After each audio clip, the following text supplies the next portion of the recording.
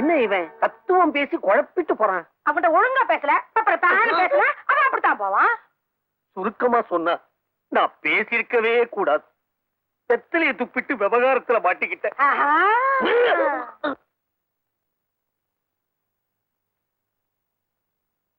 நிஜமாவாடா சொல்றா? ஆமா, வடிவேலுக்கு மறுகல்யாணம் பண்ண ஏற்பாடு பண்ணிட்டாங்க.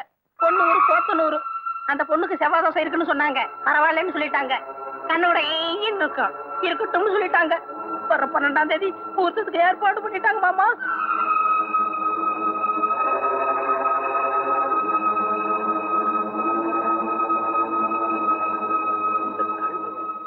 வாயும் வயிறுமா இருக்கிறா.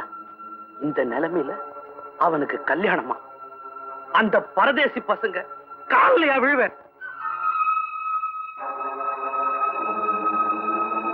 அவனுக்கு காலைல நம்ம ஏன் விழுகணும்?